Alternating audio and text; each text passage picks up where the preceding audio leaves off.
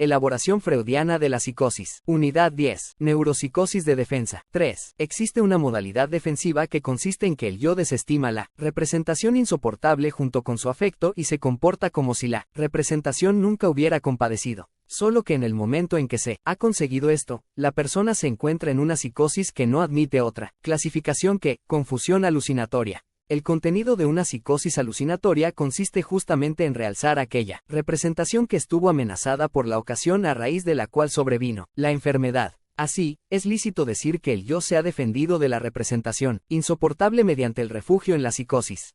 El yo se arranca de la representación insoportable, pero ésta se entrama de manera inseparable con un fragmento de la realidad objetiva, y en tanto el yo lleva a cabo esa operación, se deshace también, total o parcialmente, de la realidad objetiva. Las tres variedades de la defensa aquí descritas, y, por tanto, las tres formas de enfermar a que esa defensa lleva, pueden estar reunidas en una misma persona. En las funciones psíquicas cabe distinguir algo: monto de afecto, suma de excitación, que tiene todas las propiedades de una cantidad, algo que es susceptible de aumento, disminución, desplazamiento y descarga, y se difunde por las huellas MNE con acento agudo micas de las representaciones como lo haría una carga eléctrica por la superficie de los cuerpos. Nuevas puntualizaciones sobre las neuropsicosis de defensa, Freud. 3. Análisis de un caso de paranoia crónica. También la paranoia es una psicosis de defensa, que proviene, lo mismo que la histeria y las representaciones obsesivas, de la represión de recuerdos penosos, y que sus síntomas son determinados en su forma por el contenido de lo reprimido. Las alucinaciones de la paciente no eran otra cosa que fragmentos tomados del contenido de las vivencias infantiles reprimidas, síntomas del retorno de lo reprimido. Estas voces no podían ser unos recuerdos reproducidos por vía alucinatoria, como las imágenes y sensaciones, sino que eran más bien unos pensamientos, dichos en voz alta. Las voces debían su génesis, entonces, a la represión de unos pensamientos, que en su resolución última significaban en verdad unos reproches con ocasión de una vivencia análoga al trauma infantil. Según eso, eran síntomas del retorno, de lo reprimido, pero al mismo tiempo consecuencias de un compromiso entre resistencia del yo y poder de lo retornante, compromiso que en este caso había producido una desfiguración que llegaba a lo irreconocible. Le queda a Freud todavía valorizar los esclarecimientos obtenidos de este caso de paranoia para una comparación entre la paranoia y la neurosis obsesiva. Aquí, como allí, se ha comprobado que la represión es el núcleo del mecanismo psíquico. Lo reprimido es en ambos casos una vivencia sexual infantil. Los síntomas de la paranoia admiten una clasificación semejante a la que se probó, justificada para la neurosis obsesiva. Una parte de los síntomas brota igualmente de la defensa primaria, a saber, todas las ideas delirantes de la desconfianza, la inquina, la persecución de otros.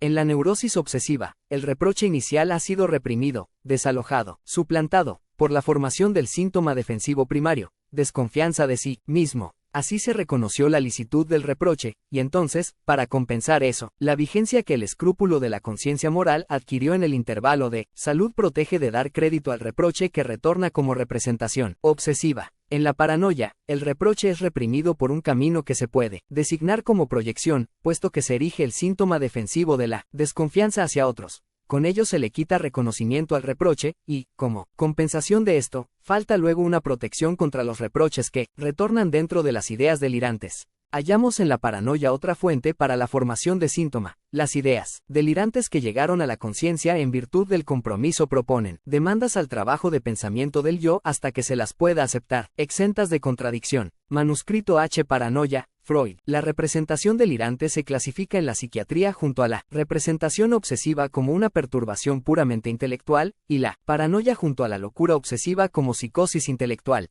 Una vez que la representación obsesiva se ha reconducido a una perturbación afectiva, es forzoso que la representación delirante caiga bajo la misma concepción. Por tanto, también ella es la consecuencia de unas perturbaciones afectivas y debe su intensidad a un proceso psicológico. La paranoia crónica en su forma clásica es un modo patológico de la defensa.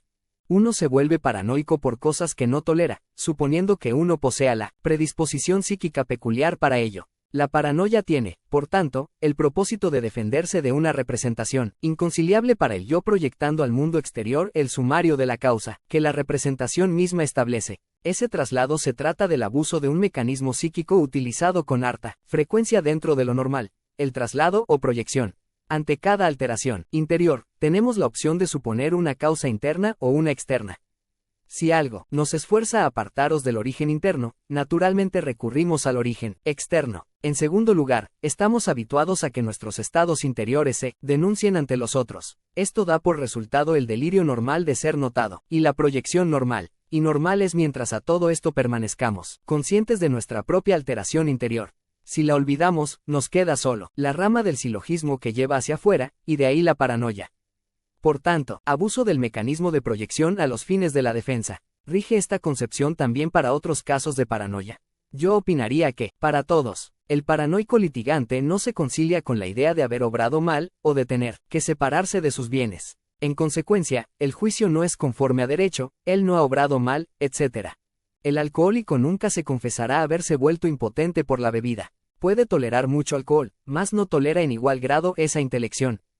Por ende, es la esposa la culpable, delirio de celos. Pero lo que así se genera no es siempre forzosamente un delirio de persecución.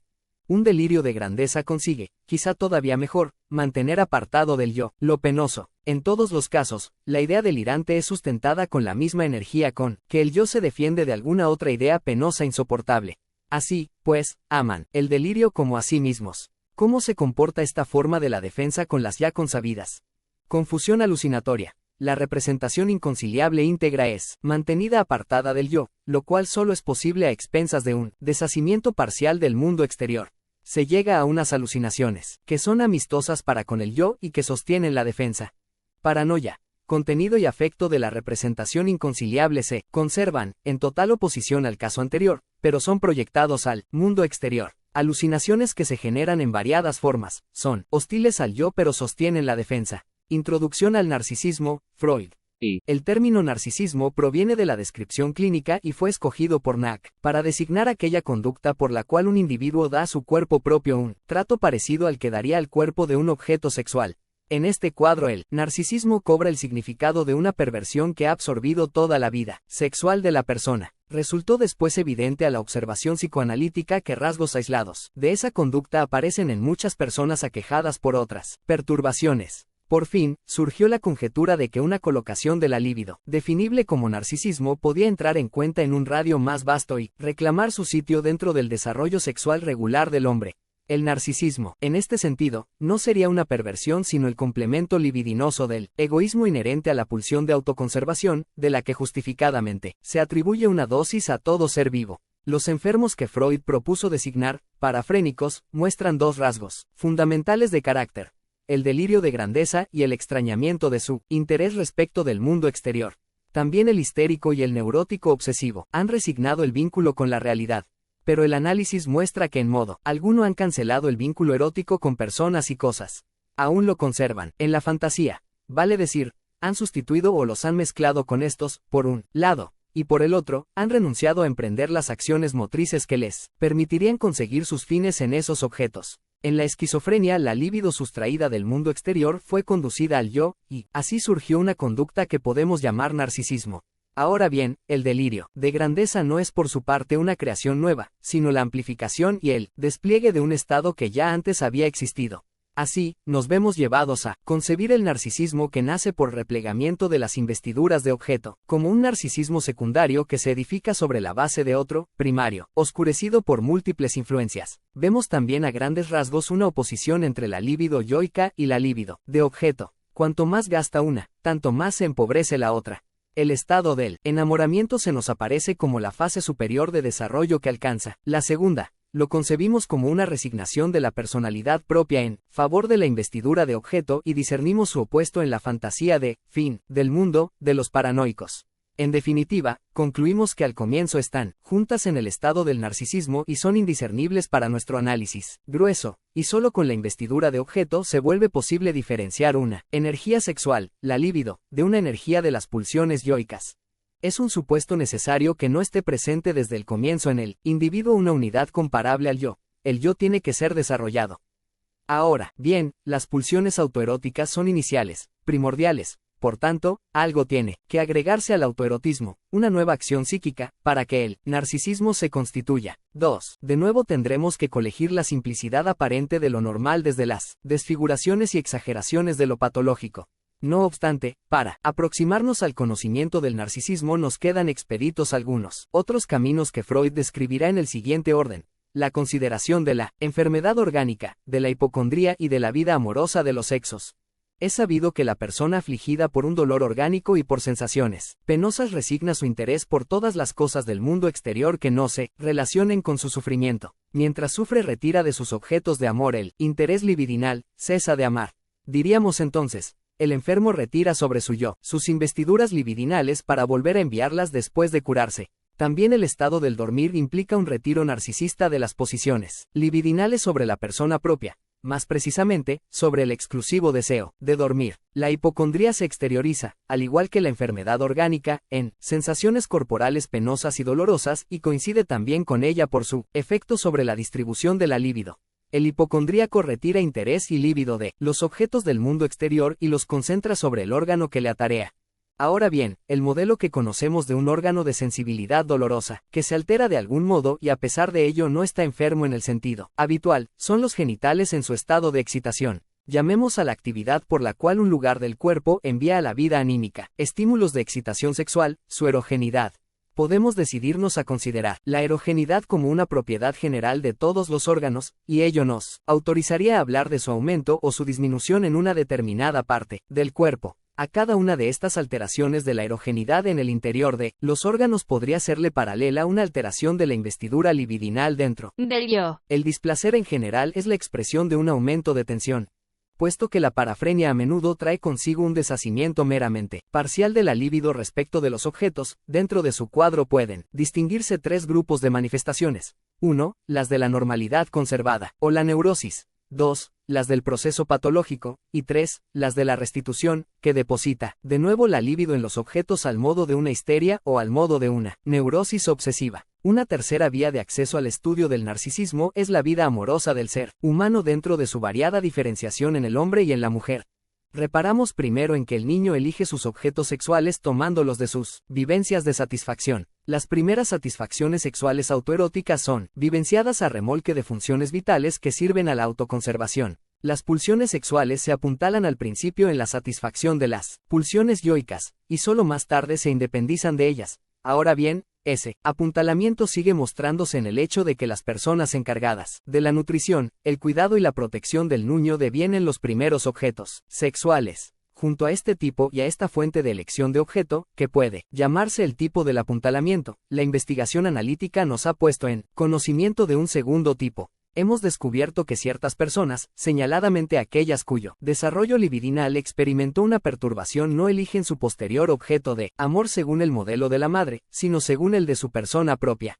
Manifiestamente se buscan a sí mismos como objeto de amor, exhiben el tipo de elección de objeto que ha de llamarse narcisista. Todo ser humano tiene abiertos frente a sí ambos caminos para la elección de objeto, pudiendo preferir uno o el otro. Decimos que tiene dos objetos sexuales originarios, él mismo y la mujer que lo crió, y presuponemos entonces en todo ser humano el narcisismo primario que, eventualmente, puede expresarse de manera dominante en su elección de objeto. Con particular nitidez se evidencia que el narcisismo de una persona despliega gran atracción sobre aquellas otras que han desistido de la dimensión plena de su narcisismo propio y andan en requerimiento del amor de objeto. Aun para las mujeres narcisistas, las que permanecen frías hacia el hombre, hay un camino que lleva al pleno amor de objeto. En el hijo que dan a luz se les enfrenta una parte de su cuerpo propio como un objeto extraño al que ahora pueden brindar, desde el narcisismo, el pleno amor de objeto. Se ama, 1. Según el tipo narcisista. A. A lo que uno mismo es, a sí mismo. B. A lo que uno mismo fue. C. A lo que uno querría ser. D. A la persona que fue una parte del sí mismo propio. 2. Según el tipo del apuntalamiento. A. A la mujer nutricia. B. Al hombre protector. Y a las personas sustitutivas que se alinean formando series en cada uno de esos caminos.